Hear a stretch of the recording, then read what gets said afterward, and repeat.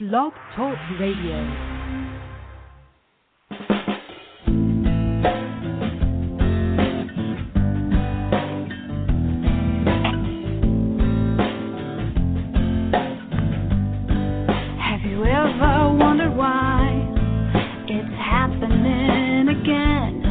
Welcome to Mindshifters Radio with your co-host, the Forgiveness Doctor, Dr. Michael Ryce, and his wife, Jeanie. Michael and Jeanie share with you the wisdom of the ancient Aramaic internal process of forgiveness.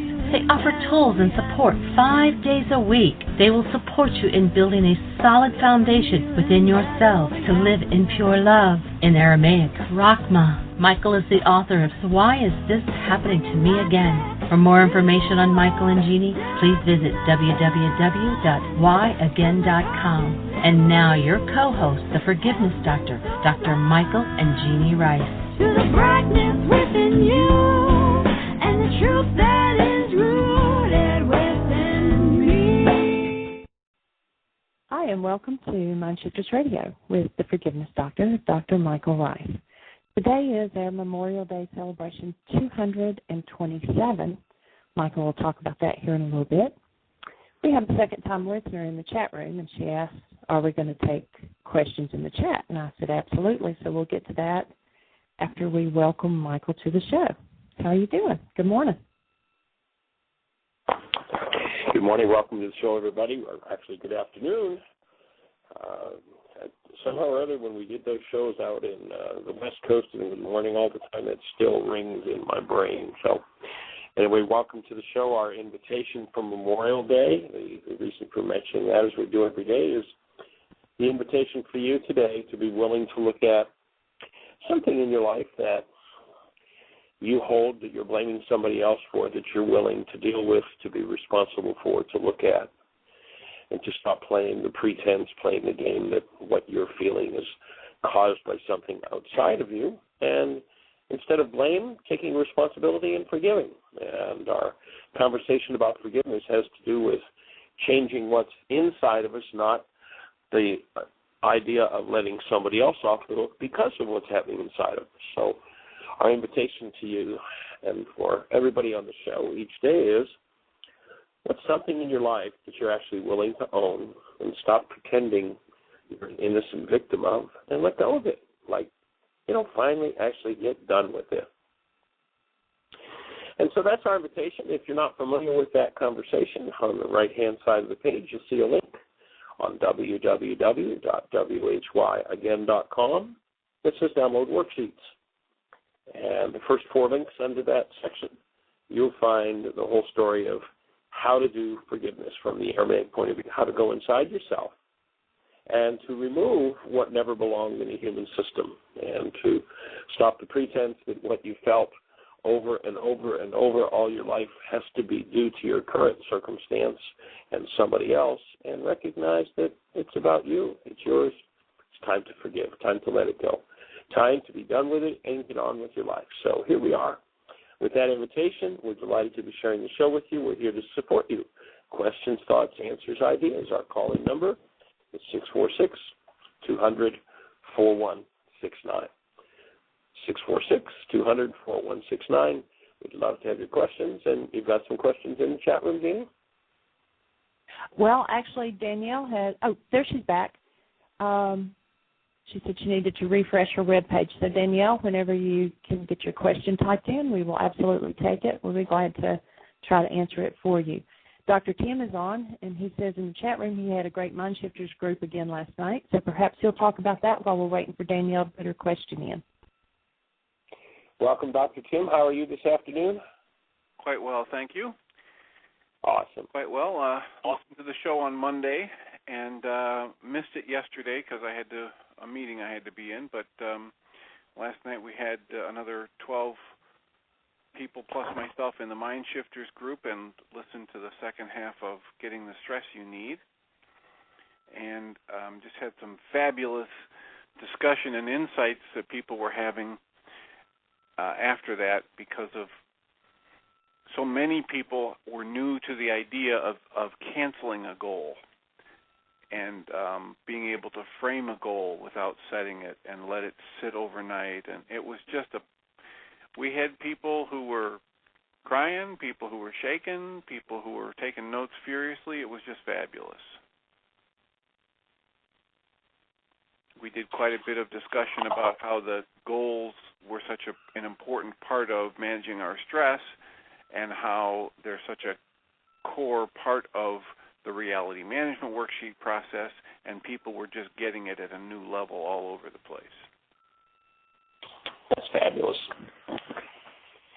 What an awesome opportunity to support people in changing their lives, and that accessing of those old dynamics and getting past the pretense that the old dynamics that have gone on forever are all someone else's fault, and actually taking responsibility and moving through it is really quite an enormous task, isn't it?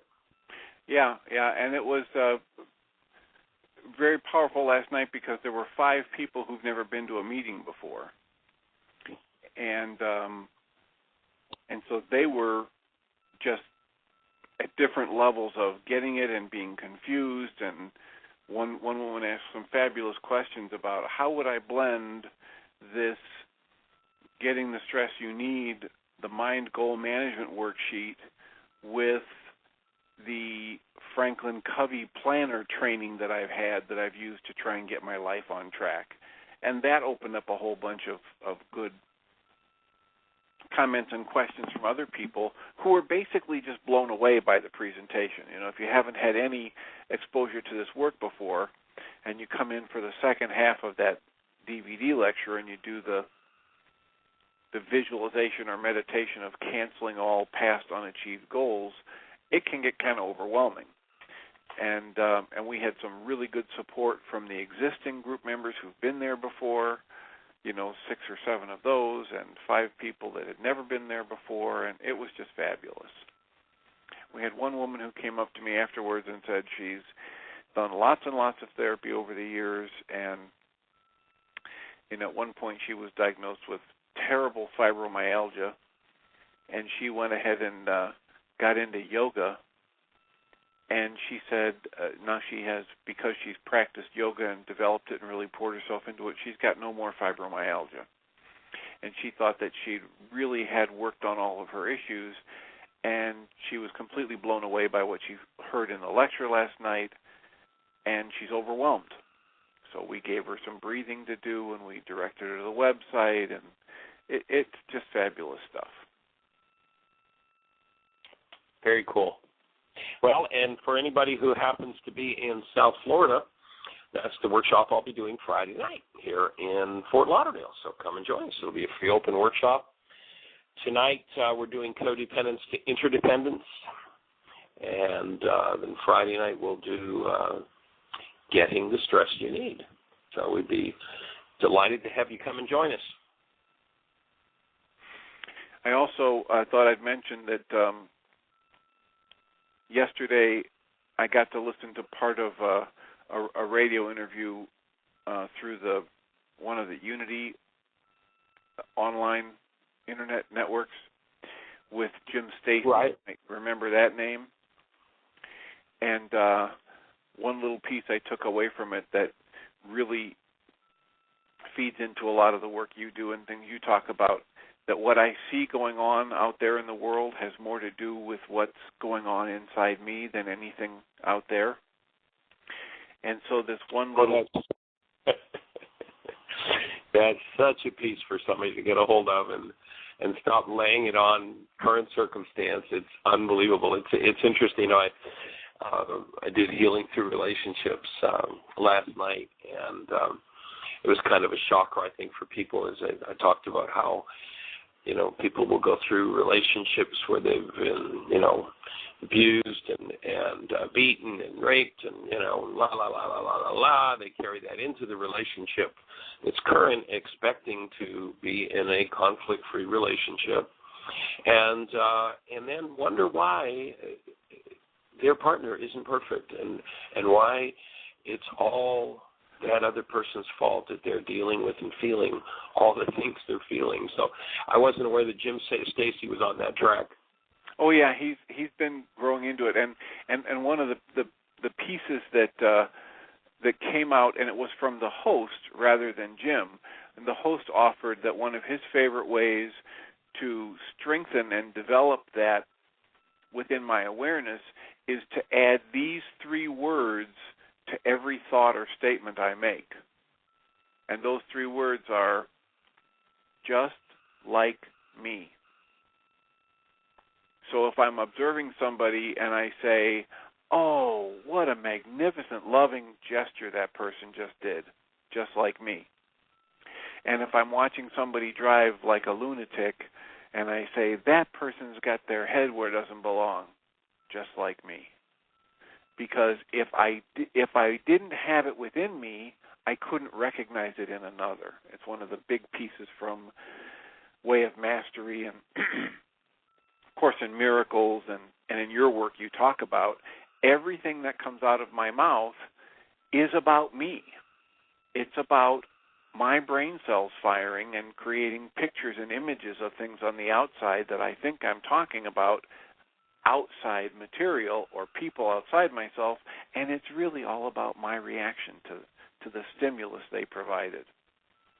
So I really like that. Wanted to share that with you. That little 3-word suffix I can put on anything I think and anything I say, just to open up and strengthen that awareness that it's coming from in me. So just like me. So Dr. Ryce, you are a magnificent person and a gift to the world, and you and your wife are helping the world more than you'll ever know, just like me. Yay, I accept. Another way to another addendum you can put on, again, a 3-word addendum that can be really powerful to assist you in seeing how your mind tricks you into believing current circumstance is cause, is to use the words just like before. So I go through, the drama and trauma in this relationship, that relationship, that relationship. I run into somebody who's awesome, supportive, nurturing, caring, and when my old realities come up, when that part of my mind comes up and is ready to heal, and I believe my projections, I'll speak my projections as though they're somebody else's fault, that other person. But if I add to my thought, here I am feeling trauma and drama here, just like before, I'll start to remember that, oh my God, maybe this isn't about my current circumstance. Maybe this is what I brought to the fray. Maybe it's time for me to stop beating and battering the world with my just like before and actually start to delete my just like before. Like, time to get over it, time to get finished with it, and time to move on to a true human life. And what a true human life does, of course, is, and if you have any question, if you're listening to the show and you go, well, what's a human life? The way that we define a human life is just go hold a newborn child and recognize that if that's not the state you're in, you're dealing with you. You are not dealing with something outside of you. So just like before, it can be another way to recognize that one. So cool. Well, congratulations to Jim. That's awesome that he's on that track and sharing people. And who was the interviewer? I'd have to look that up. I can look it up for you, and I'll put it in the chat room. Okay. Or no big deal. That's cool. So, Jeanie, do we have a question in the chat room? Actually, she said she's a little bit shy. I told her she could write to me privately, so she's not asked her question yet. But we do have a caller on the line, and I believe that it's Caroline. Oh, cool. 541. You're on the air. Hi there, Jeanie and Michael. It is Carolyn. Hey there, young lady. Hi. So yesterday I told you that I was in a real funk, and you suggested that I do worksheets on loss of father, loss of mother, loss of husband, et cetera, and so on. And that feels really good and clear. I'm not sure what my goal might be. And then to follow that through, what my goal for myself might look like. Well, the goals, like for instance, the workshop we're going to do tonight, codependence to interdependence, we get into the idea, and there are about 16 days of workshops in the archives you can go back and listen to on the codependence topic. But there's a point where we are experiencing ourselves as a human life, as the absolute direct active presence of love, and life comes along and robs us of it, rips us off of it for it. And it may be a parent, it may be, any one of a number of things that throws out abuse toward us, and we buy into an identity based in that abuse. We buy into a false identity, people who tell us we're something that we're not, and when we do that, we give up the direct experience of the active presence of love. So in that case, the worksheet would be, or the goal would be, that I have this goal to experience myself as the active presence of love rather than this label that some unconscious, insane, non-human rager, griever, pain inflictor has laid upon me, and I buy into it. And it's really common in the culture for that kind of an idea to be put forward. And when that happens, then giving up the direct experience of love leads to just tremendous amounts of pain and rage. And, of course, when that's getting ready to surface, if one isn't aware that it's their own and that pain and rage comes up, they'll lash out at whoever's handy, even though, they'll take someone who's a representative of that person who originally helped to rip them off for their direct experience of love, and they'll want to take it out on them. They'll want to blame them. And so a worksheet where it's involving someone else who was the abuser in that early situation might look like, I wanted them to support me in my true beingness. So does that fit with what your question is? Well, if I have a goal that to experience myself as love, not as what I was told, and then I cancel that. If that were to be my goal, experiencing myself as whole and lovable and loving, and then I cancel that, then where do I go from there? Well, the next step is, remember now, when we get into the forgiveness process, the mind outputs realities according to the goals that you hold. So every reality that you have comes from a goal. And what will happen is that painful realities, let's say those early realities from the early power person dynamics, where one, let's say, gives up the direct experience of love and buys into, let's say, a reality of there's something wrong with me. No matter what I do, no matter how hard I try, somebody always finds something wrong with me. Then that's a dynamic that happens. I love what Carl Jung says. He says, from 5 to death is but a breath. From 1 to 5 is a lifetime. So one goes back to that power person dynamic. So now, when that's ready to heal, and those dynamics of that rage and fear at having given up the active presence of love start to surface, if one is unconscious, then they'll find a representative. They'll find somebody in their current lives that they can blame that rage and fear on, the feelings of not being safe, the feelings of anger, the feelings of I want to lash out, the feelings of I've got to escape, I've got to get away. It'll play all of those things out in a current circumstance because of that underlying goal. So the goal is the driver that causes the mind to use that old painful data to build a current reality instead of experiencing myself as the active presence of love right now. And so when I cancel that goal, what happens is I get to collapse the pretense my mind gives me that these old dynamics I've been through 1,000 times have got anything to do with today, and I need to escape today.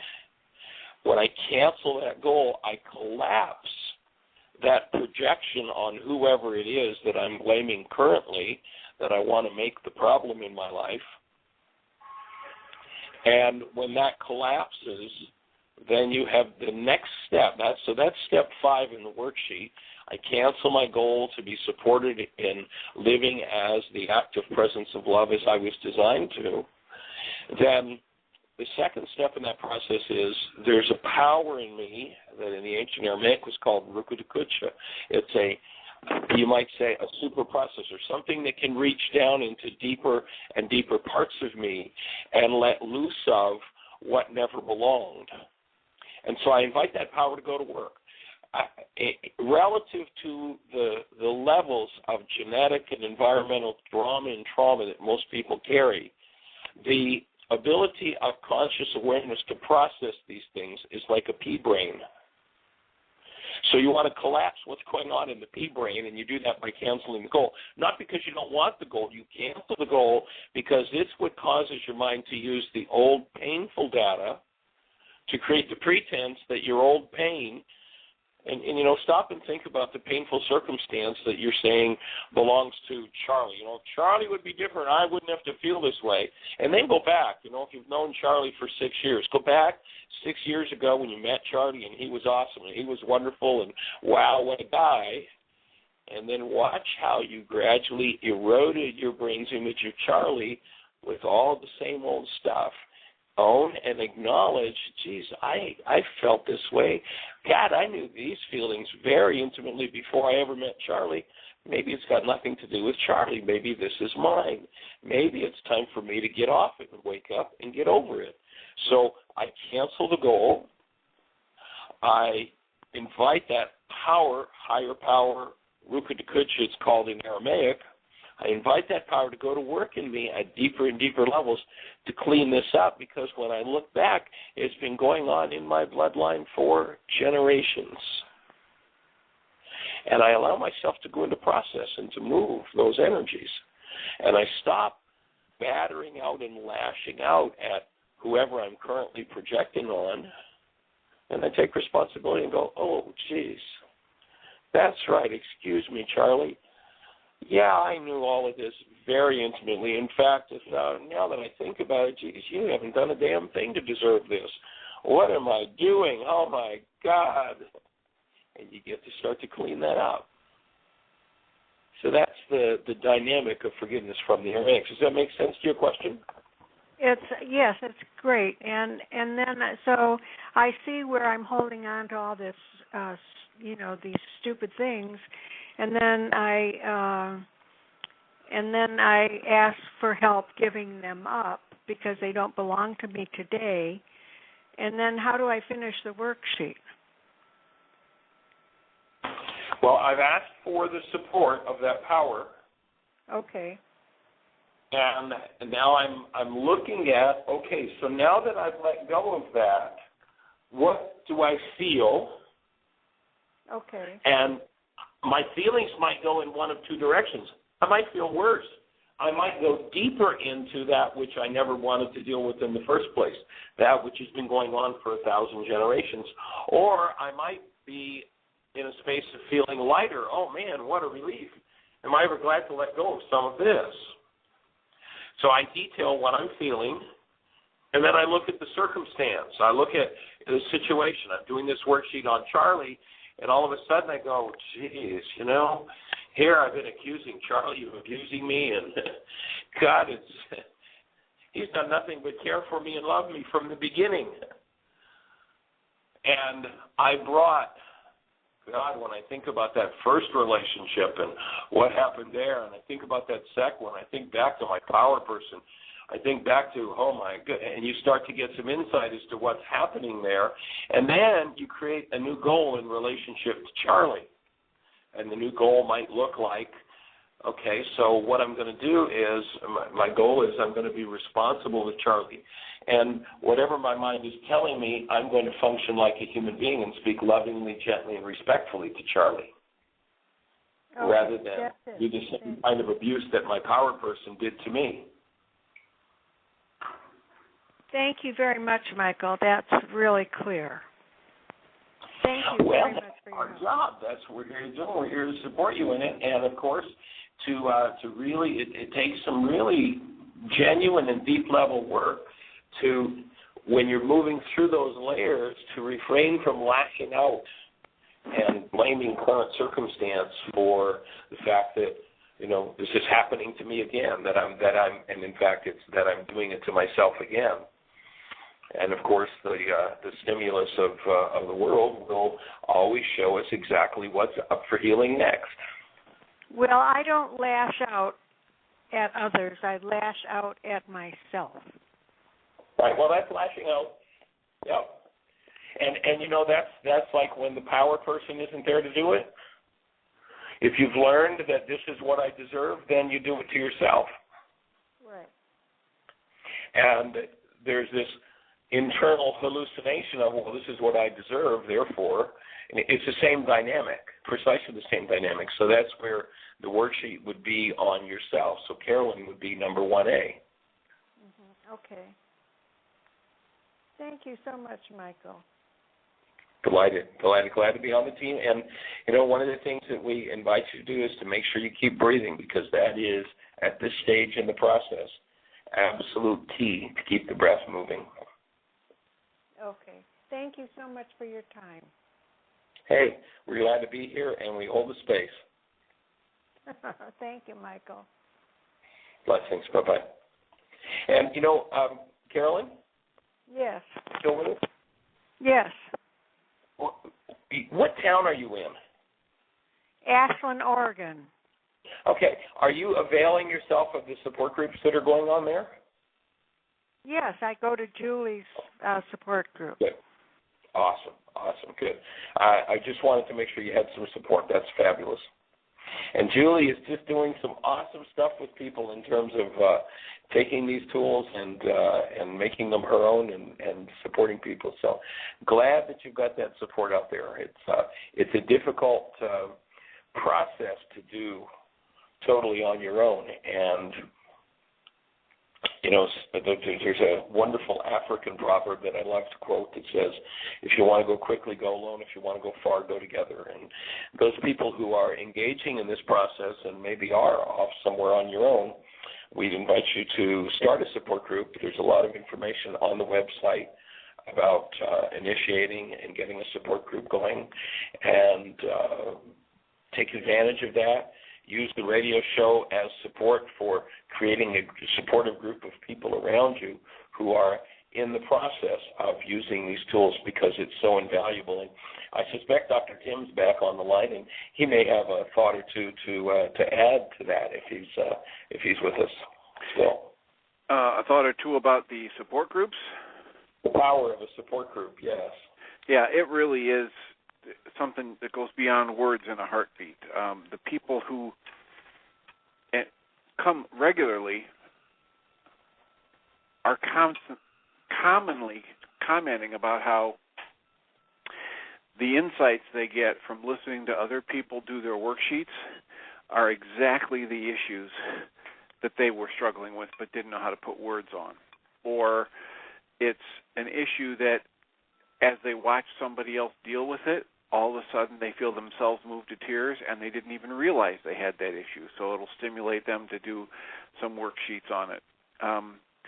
The love and support that gets generated is magnificent, and the idea that people learn, I'm not the only one with this problem, and then it gives them the courage to take the next step to try to resolve it. So it's well worth the time and energy it takes to put one together and to keep it going. And I would be happy to support anybody in doing that.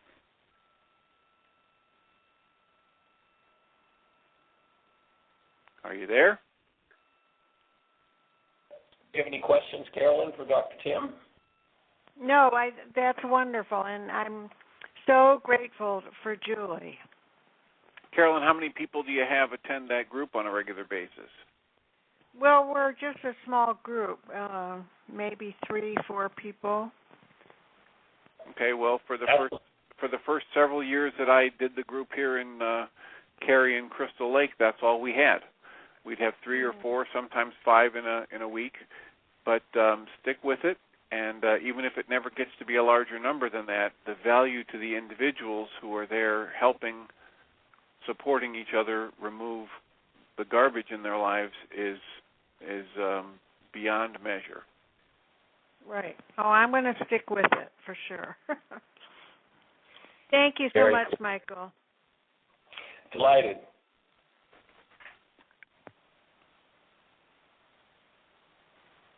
So, Dr. Tim, do you have anything else to share? Well, there's just all kinds of stuff going on.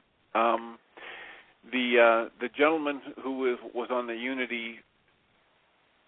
Unity.fm radio or internet program was Reverend Paul John Roach, and his internet show is called World Spirituality.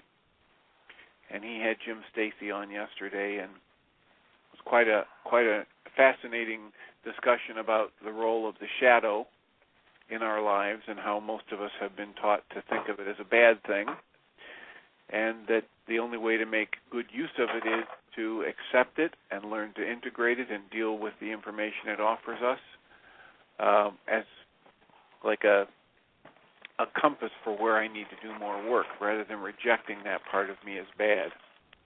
So it was a very good discussion. They had only caught about half of it, but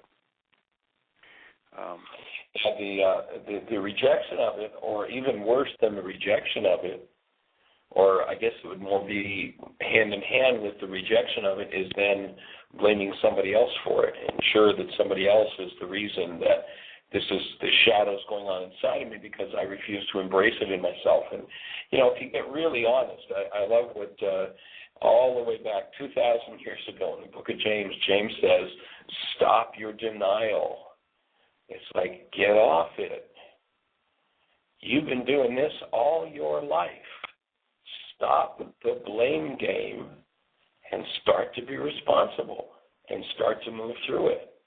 One of the thoughts I put out in the Healing to Relationships, we did that workshop last night, or the night before last, and one of the thoughts I put out in that, it usually elicits a laugh from the audience, but certainly not because it's funny, and that is, relationships do not die. They have to be murdered.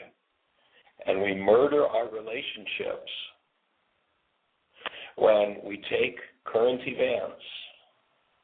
We refuse to own the shadow, the part of ourselves that we've carried around, the drama and trauma that we've not faced, not dealt with, and not resolved, and we batter a partner out of that rather than become willing to say, this is what's up for me, I need support to move through it. We use the language of, and look what you've made me feel. And, of course, there are 1,000 different ways of saying that, look what you made me feel. But if I'm feeling it, it's about what's inside of me, and that owning of the shadow transforms anything. The disowning of the shadow is what kills relationship.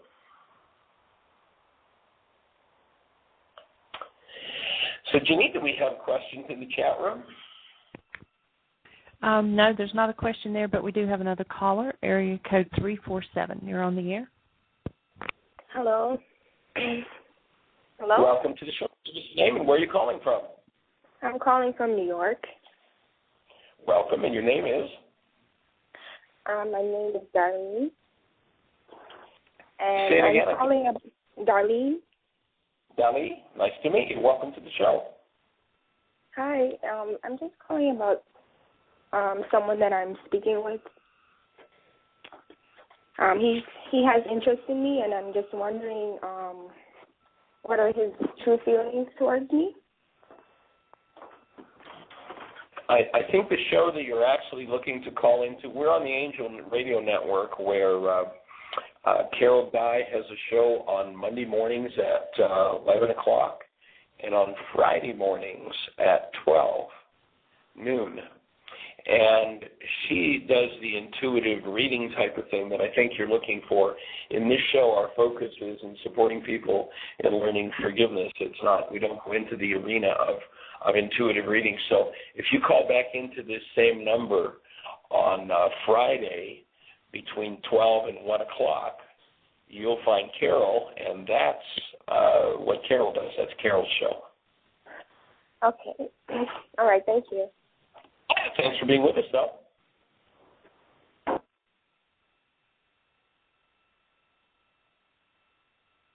So, Jeanie, did you get that email, or is that a question that was starting in the chat room? Is it shown up yet?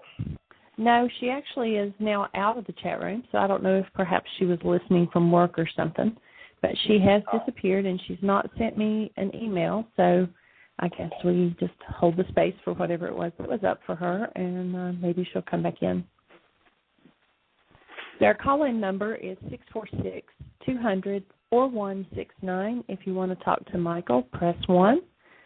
We do have another caller that just called in, and it is another Oregon number, and it's area code 541. You're on the air. Who do we have? Is this Julie? Yes. Hi. Thank you. I have been listening. I just decided to ask a question. It's one of support. I keep asking Ed to call you and call in, and he just doesn't. And he's going into surgery tomorrow for a biopsy on his throat, and I'm trying to be supportive to him and feeling really bad that I can't, so I'm doing those worksheets. But I don't know really how to support him, actually, and that's my question. Okay, good question. So the first order of business would be to look at what's the thought about Julie that around reaching out to support someone, she would feel bad. And the question to ask there is, how does it look like my life that I have a reason to feel bad? What's the judgment you hold about yourself? Oh, okay. Yeah, you know what?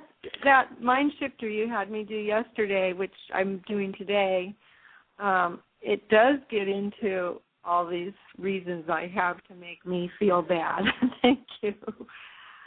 I appreciate that. Okay, I'll keep working on that angle.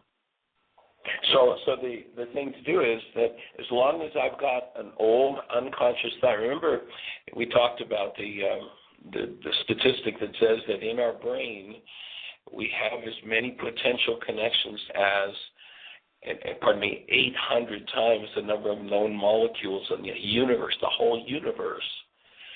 And out of those connections come those feelings. So in this situation where I feel bad and I give up my human life for this, it's hard for me to be of support to somebody when I'm in the there's something wrong with me mode.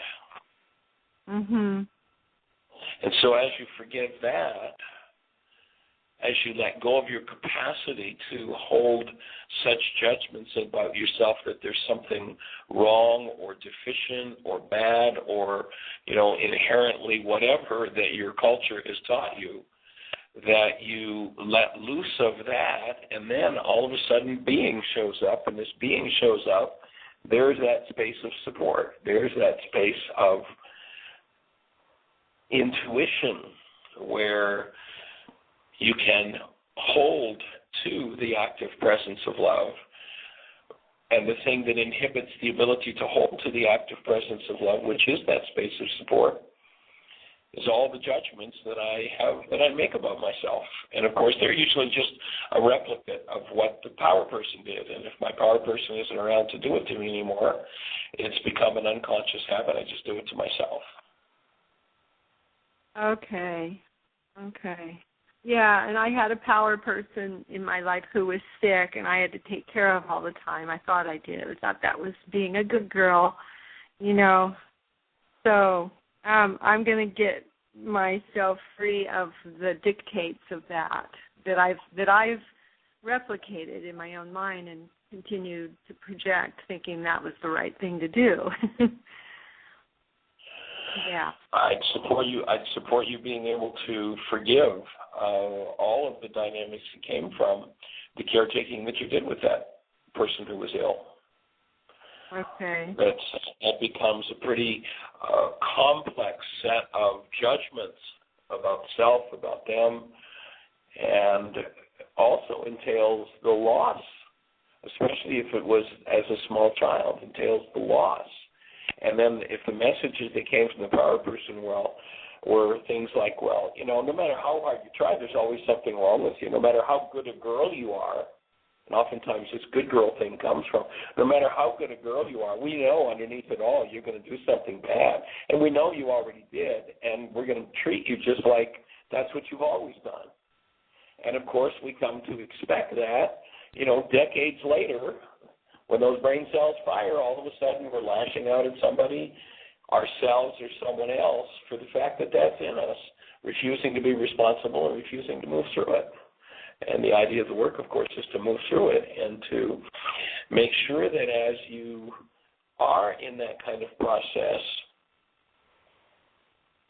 you recognize that you're going to get to eat the words that you say, and you keep your words gentle. And I would love for Ed to call and say hello. I had no idea that there was something like that going on. I would love to chat with him.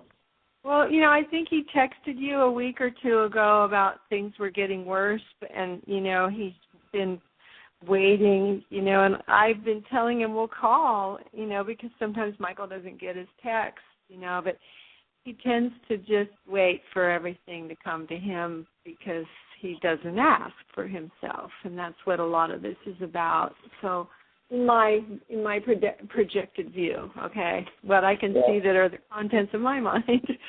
So please have him call me. I would love to chat with him. I would love to support him. And, back a week or so ago, I actually had a time period there where I didn't have a phone. I had bought a new phone that was on a Sprint system. We use a carrier that has several different phone systems that it uses, and we were on AT&T, and I brought one that was on Sprint, and there were places we went, and I just had zero phone service, and it took me a couple of days I went a day without even having a phone. It took me a couple of days to get that squared away, so. Okay, I'll tell him. Okay. That's great. Thank you. Okay, lots of love and blessings. Take care. Bye-bye. All right. We do have another caller, area code 910. You're on the air. Namaste. Welcome to the show. Who are we talking to? Where are you calling from? Hi, calling from North Carolina. And my name is John. Thank you. Hey, John. Thank you. Happy New Year to you guys. Happy New Year. Hope the best one out of your eternal life. Glad to have you with us. Thank you. Nice to be here. My question is career. I'm very frustrated, and it's been like 4 years with extremely minimal income. I'm banging my head against the wall.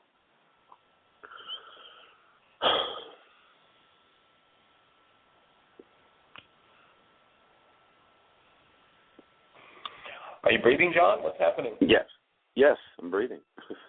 Oh, good. Okay. So you have a question for us? I'm sorry, did you not hear me? Okay, I heard that you had gone through minimal income. I didn't quite understand the question. Oh, I'm just calling about career. I'm wondering if you guys can see any hope. Oh, okay. I understand now. Excuse me. I was looking for a different kind of question. I think, John, what you want to do is, we're on the Angel Radio Network, and there's a young lady named Carol Guy who kind of does intuitive reading type things on her show. And her show is on Mondays at 11 until 12 noon, and on Fridays from noon to 1. And that's kind of her specialty. Ours is in the arena of forgiveness, and we're doing a different thing than what Carol does. So you probably, if you're looking for that kind of intuitive guidance, and that's why I didn't quite catch. I thought there was a different kind of question. I didn't quite catch the question. I apologize. And so you might want to call in tomorrow or Friday. Is tomorrow Friday? I'm losing track of days here. But anyway, on Friday from noon till 1 o'clock is Carol's show, and that's the person who does the intuitive reading type thing on the radio. Okay, thank you. All right, John. Thanks. Blessings.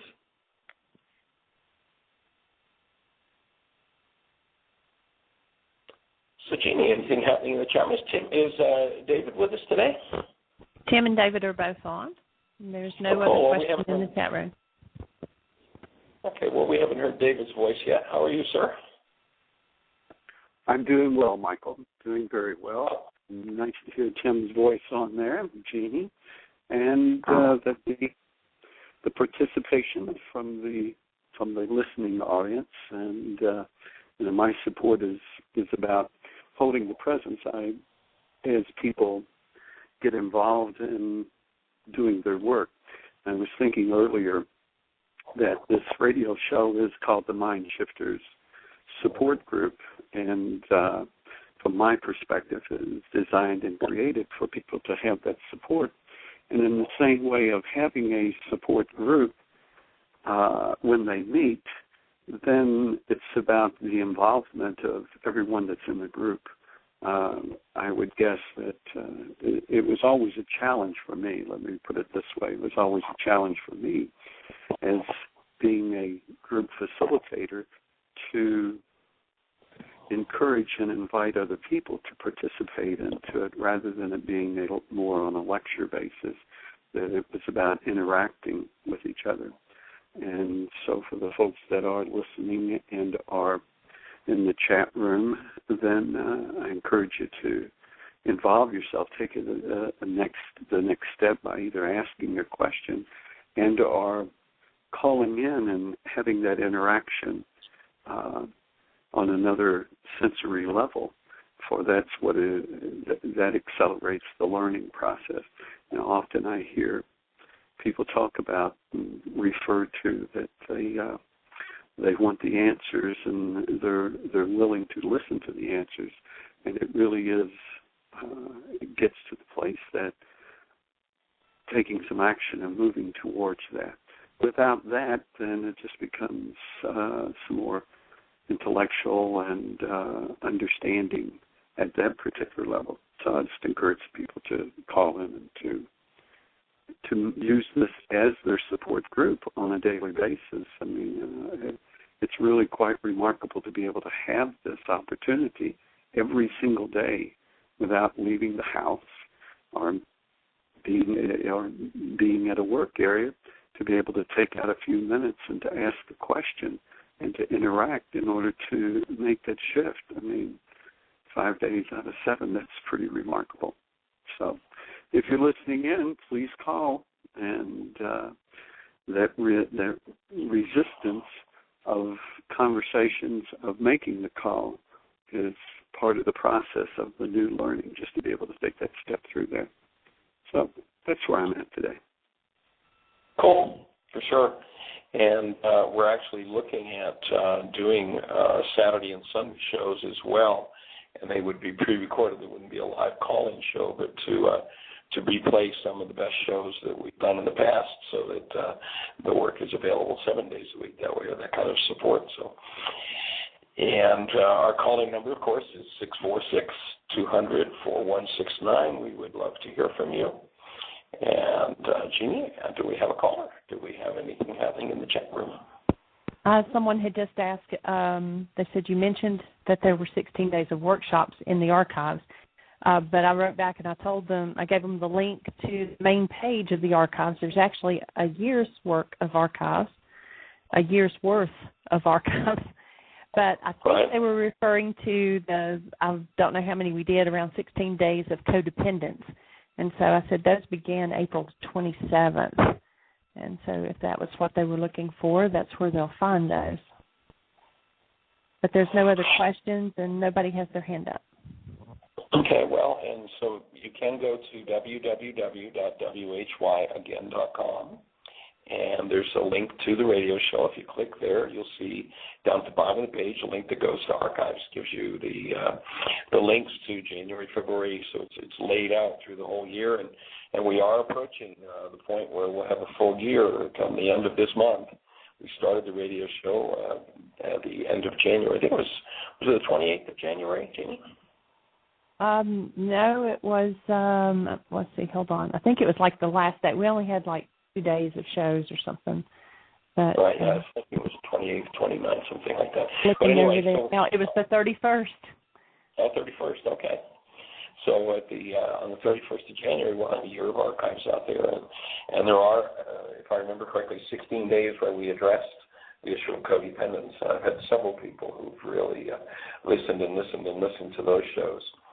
And of course, you can also go to the website, and there's a link for our catalog products, and there is a DVD available of Codependence to Interdependence. It puts that whole thing together in one sweet spot. And anybody that's in South Florida, we're in Fort Lauderdale, and tonight we'll be doing Codependence to Interdependence. So, and it's a workshop that when I teach it, when I put out the invitation, in the days leading up to that workshop, I always invite people to wear 2 pair of socks, because I promised them we're going to knock their socks off. And the principles of that codependence workshop just always boggle my mind. It's always amazing when we look into depth at that principle behind the codependence and the power person.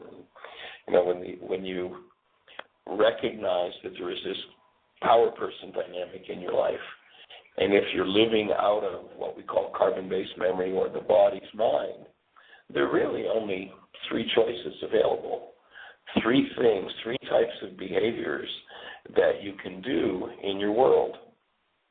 And those 3 behaviors will be driven by the content of, again, what we're going to refer to as carbon-based memory or your body's mind. And which behavior governs will be determined by the level of stress you're under. It'll be determined by your goals. And so if there's no stress, just kind of take an overview of your life. Think about who your power person was. And the power person, by definition, is someone who was not functioning out of love and had more control over our lives than we did. So if there's no stress, the tendency will be to do whatever we get to get along with our power person. If stress starts to build, our conversation, our words, our thoughts, our feelings, our behaviors are going to be based in resistance and survival behaviors that we developed in relationship to our power person. So if the dynamic when stress started to build with the power person was to get snotty, then one will get snotty. If it was to run and hide, one will run and hide. If it was to hurt and not be safe, then it will be, you're not safe.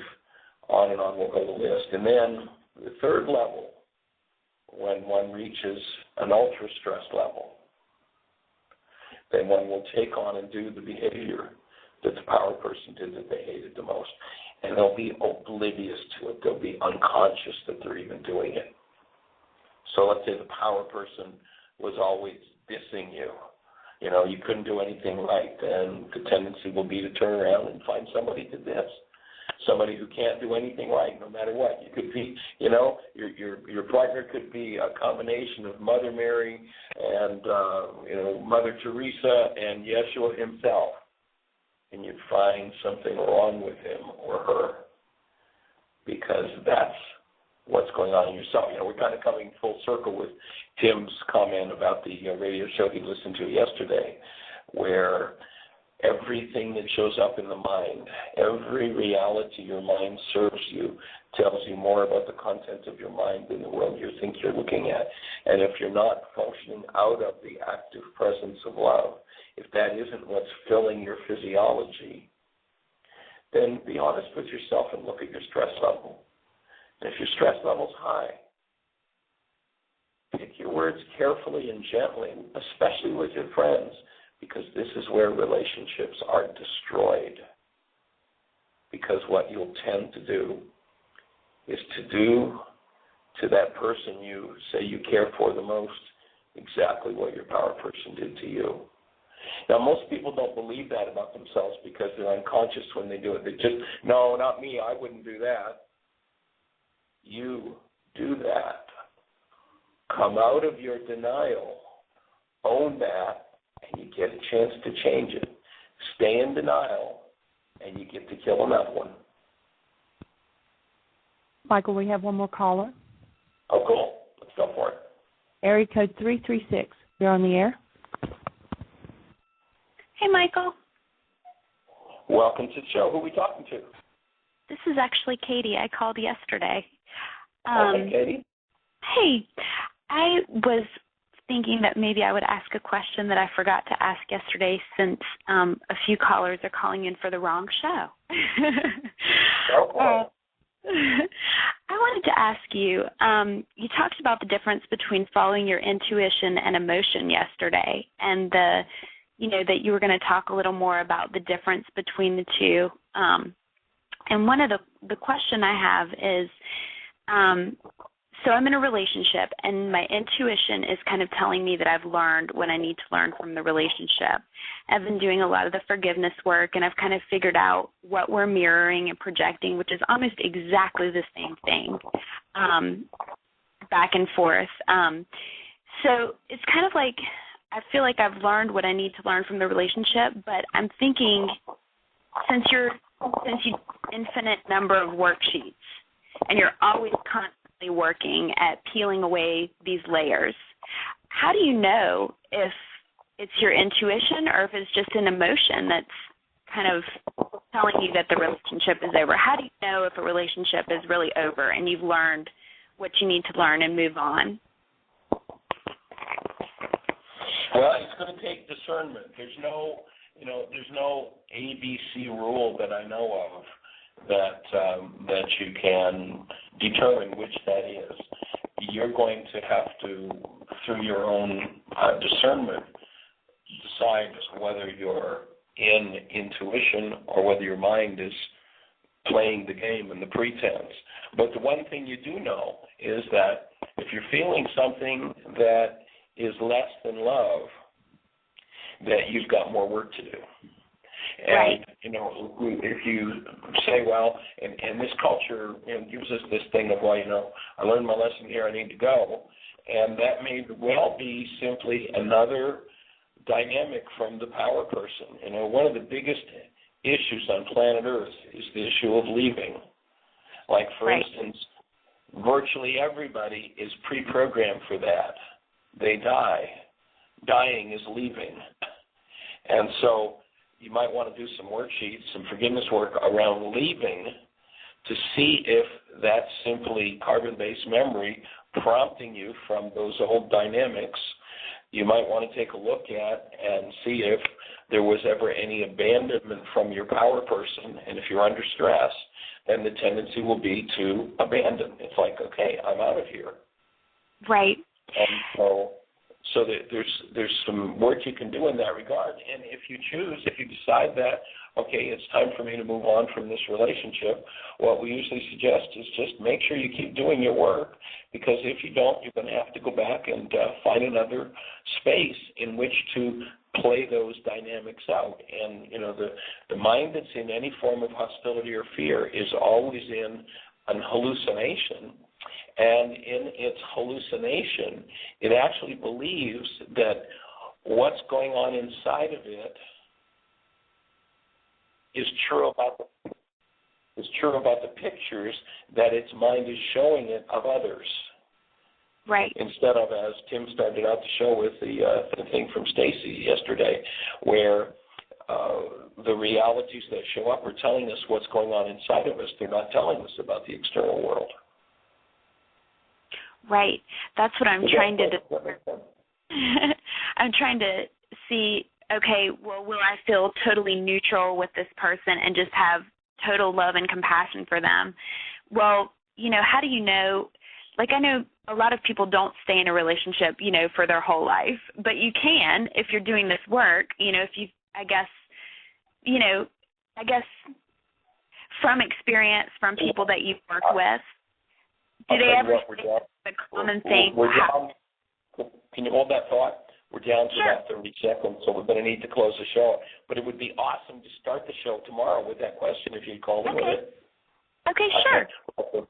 Everybody, have the best year yet of your eternal life. Thank you for joining us. Thank you for listening to Mind Shifters Radio with the Forgiveness Doctor, Dr. Michael Ryce, and his wife, Jeanie, who present the internal Aramaic process of forgiveness. Michael and Jeanie are here every Monday through Friday on Earth Angels Radio. For more on Michael and Jeanie, please visit www.whyagain.com. That's www.whyagain.com.